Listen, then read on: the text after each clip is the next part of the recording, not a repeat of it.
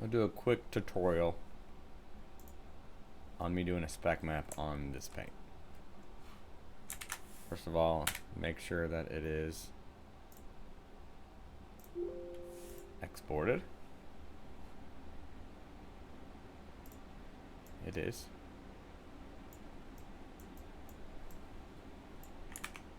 Alright. Literally, all I do, I'm going to copy this layer, which is the paint layer. Right? Copy it. I'm going to paste it up at the top. So it's basically like your paint all over again. You can't even tell that it's there because it's the same paint. Alright, so I'm going to make... So I've got this all grouped together, logos, these are stickers and stuff.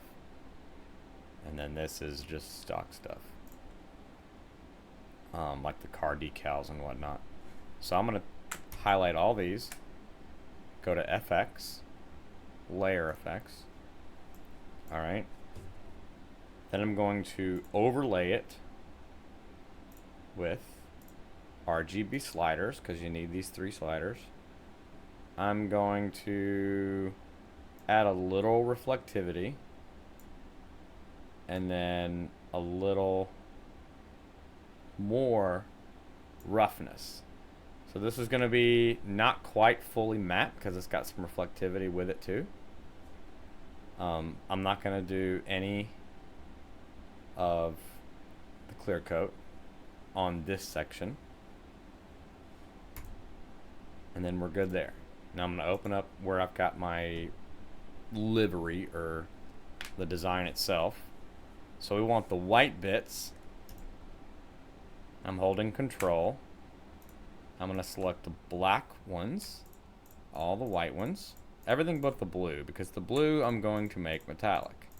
So all of this, which that's not even on anyway, but all the black and white. Alright. You can do layer effects, or since these are curves, you can technically just use this. But for this, I'm going to use layer effects. Color overlay, just like we did before. Make sure we're on RGB sliders so we get the numbers here. And I'm actually going to make it the same as this. So it's going to automatically fill this in. That's what I did.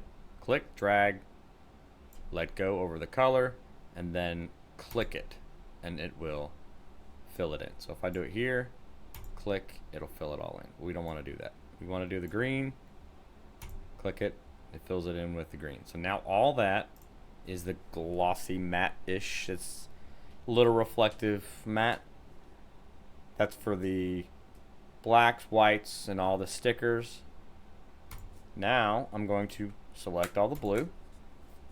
Hold control so I can get that other one.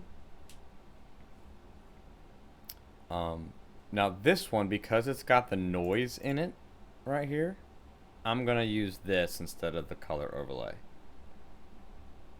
So I'm just going to rip it down here to black just to give me a starting point. I'm actually going to lower the noise a little bit. I don't want it full on the spec itself. Alright, so this one I want to go full reflectivity. So that would be chrome. And then I'm going to add a little roughness, which is green. So you see how it's not fully red, so it's not going to be fully chrome, but it's going to be pretty shiny. Let's just say, let's go 40. Now this one I want to add some clear coat. It makes it extra shiny but not quite chrome, so it's actually going to add some to it. I don't normally mess with the blue layer, but for this one I will.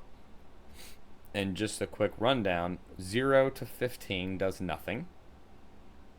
16 is full clear coat.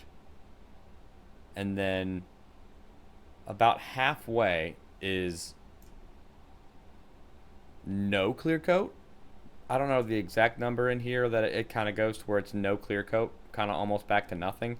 And then once you go past halfway and get up into the like over 120, to 255, it becomes so unrealistic, matte. It just looks fake. It looks really bad. So you never want to do that. So I either go none, or I'll use somewhere in here depending on how much clear coat I'm wanting to use. This one I want to use quite a bit. I'm gonna go, let's just start at 20. And so this is what it ends up looking like. I can turn the noise off, but I kind of want the noise in the spec itself.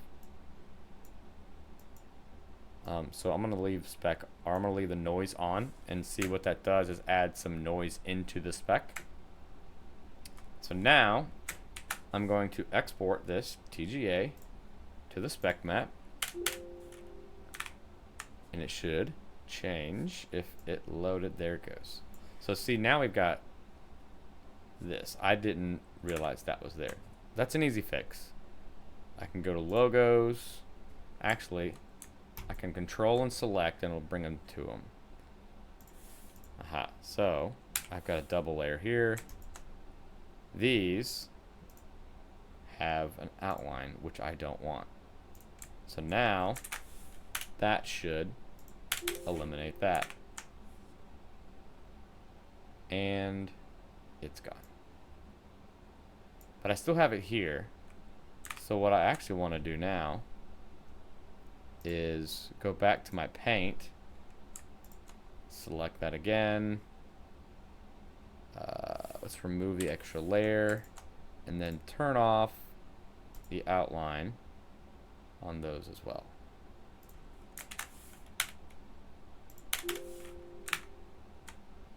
Now that's gone, and we've got this beautiful blue. It's shiny. It's not quite the matte-ish metallic that I usually use, but you can see I've added this noise in the spec. I've used the clear coat to make it really shiny, and then the reflectivity is making it darker, but it's adding reflection. And I added just a little bit of the matte, and I'll show you what it does. I added just a little bit of the matte on all this. I'm sorry, on the oranges. So go back to here. See, if I take this off and make it strictly chrome, it's going to make it, and it's hard to see in the UI, but I mean, it is straight chrome.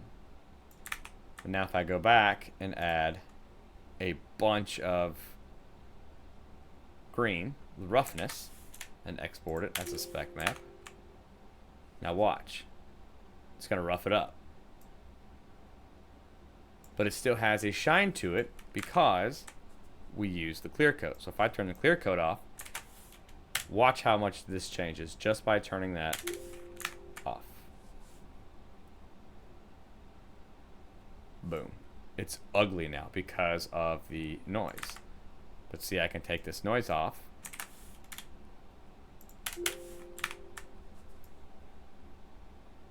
And it's rubbery looking. And we're just looking at the blue here. I've not changed any of the white or the blacks. They are just what they are. It's the way I wanted them. But you see the blue almost has no reflection to it. If I take this, let's pull down the roughness. So remove the roughness scale, and now I should get a little more shine back in the blue. So now we're looking more metallic-y. It looks really good, but that's not the blue that I wanted for this car. So we're going to bring it down just a hair. Bring my, and you can't hardly see a difference in the color, but iRacing sees that color. So I'm going to bring my blues back up a little bit to add that clear coat, and I brought down the roughness a little bit. Oh, I'm going to add the noise back. Now I'm going to get the spec map back out. Now look at this right here when it loads. Boom. So now I've got that nice, pretty candy paint shine.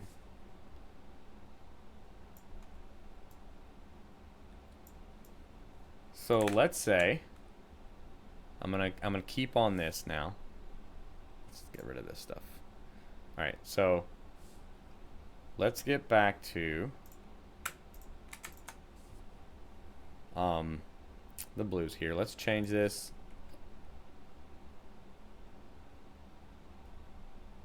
I am on the wrong one. Hang on. Let's open this back up. Make sure I'm on the right layer here. There we go. So now, because I've already done this for this one. This is the one I already had.